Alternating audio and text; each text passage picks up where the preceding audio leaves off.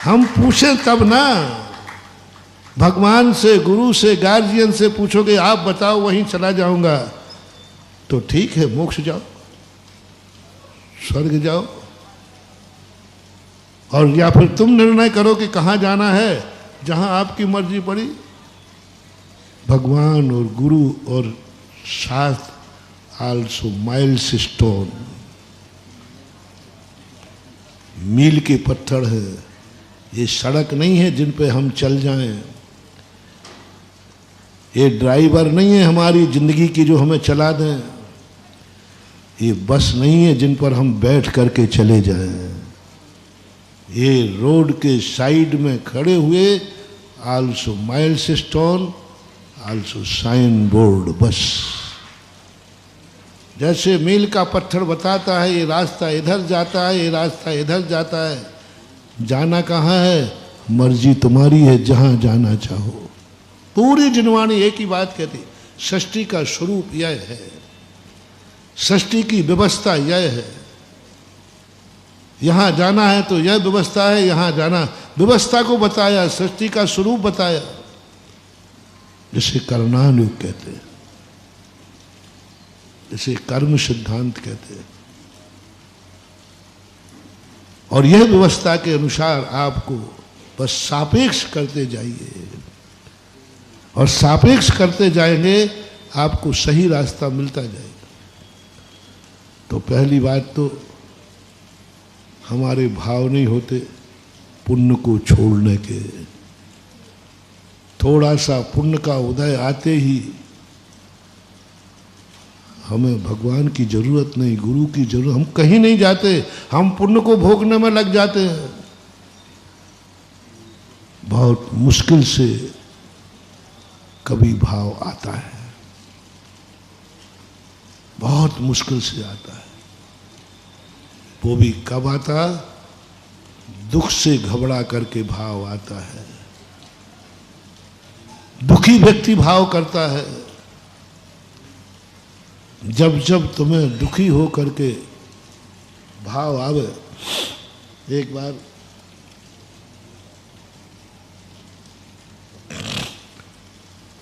'98 की संभावना सीकर में गोष्ठी चल रही थी पूज्य गुरुदेव की ग्रंथावली पर।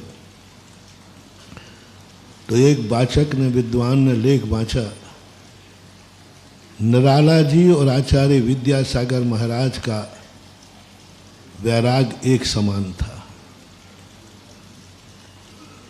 दोनों सृष्टि से उदासीन हुए, दोनों संसार में रस नहीं आया। फिर मेरी बारी थी समीक्षा की।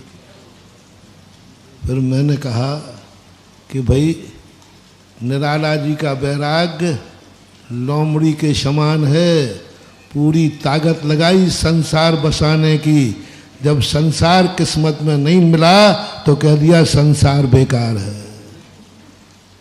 और हमारे आचार्य महाराज ने संसार मिल रहा था फिर भी छोड़कर आ गए, ये सच्चा वैराग्य है। ठोकर खाकर लोमड़ी को अंगूर नहीं मिले तो आजकल यही हो रहा है। आजकल सबसे बड़ी दिक्कत हो रही है। जो व्यक्ति जो नहीं कर पाता वो उसी की बुराई करता है, बोले ये सब बेकार है। देखा ना आपने, आपके जो स्वाध्याय बंधु थे अशोकनगर में तो बहुत थे, अब नहीं है, वो मुनि नहीं बन सकते तो उन्होंने कहा मुनि बनना बेकार है, मुनि होते ही नहीं है। लो साहब, लोमड़ी को अंगूर नहीं मिले तो पूरी ताकत लगा दी, जो जो मुनि नहीं बन पाए।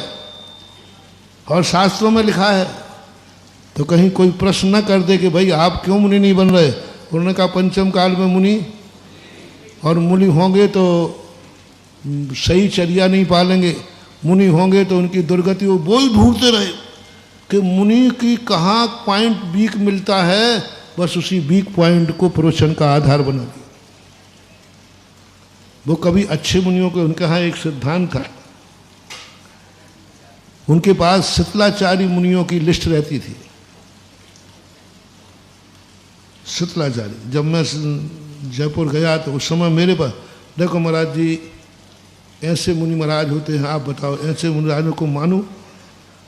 देखो ये महाराज ये कर रहे, ये महाराज, इतनी लंबी लिस्ट गिना दी उनकी।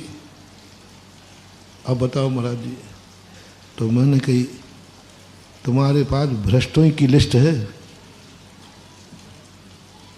आचार्य विद्यासागर महाराज जैसे की लिस्ट क्यों नहीं है? जिनका उनमें नाम नहीं था, मैंने कहा इनके नाम क्यों नहीं है?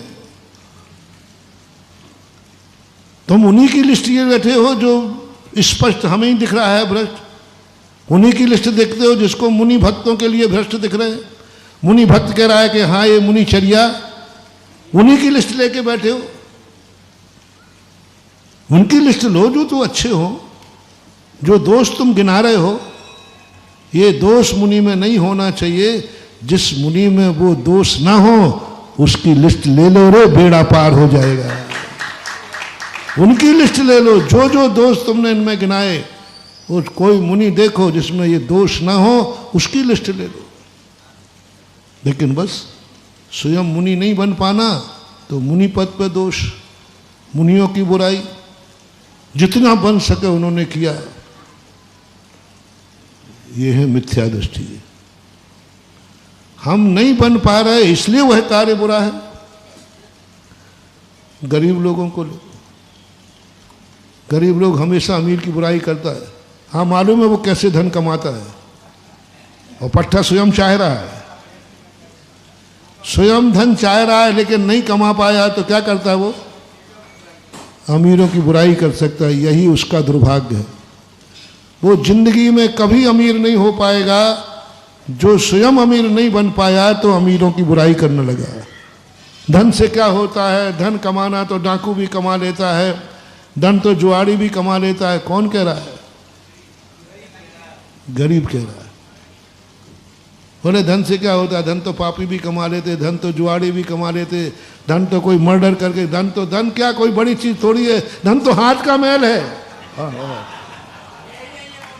और पट्टा घिस घिस करके चमड़ी घिस दी तब कह रहा है कि हाथ का मैल है। अब मैल ही नहीं बचा उसके हाथ में। ये जिंदगी का बहुत बड़ा मोटिवेशन दे रहा हूं महानुभाव।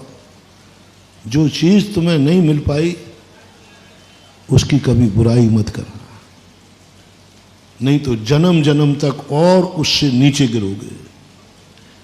जो चीज तुम्हें नहीं मिल पाई, तुम नहीं पा पाए, कोई बात नहीं, उसकी बुराई नहीं करना। कर सको तो प्रशंसा करना, नहीं कर सको तो निंदा मत करना। मैंने शायद सुनाया था कि एक बार एक गरीब व्यक्ति आया, बोले महाराज जी मैं बहुत गरीब हूं,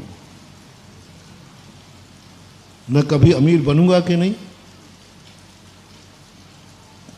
मैंने कहा कि तुम्हारे पड़ोस में कौन रहता है?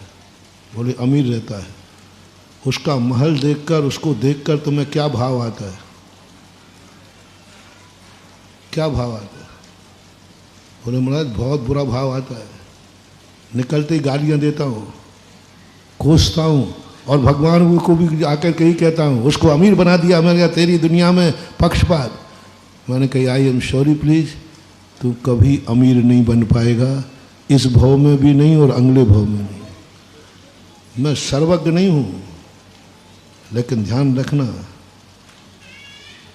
सर्वज्ञ से कम नहीं हूँ। जय जिनेंद्र, अगर आपको मेरी वीडियो अच्छी लगती है तो प्लीज़ मेरे चैनल को सब्सक्राइब करिए, लाइक करिए, शेयर करिए। इसी तरह से अपना प्यार मुझे देते रहिए।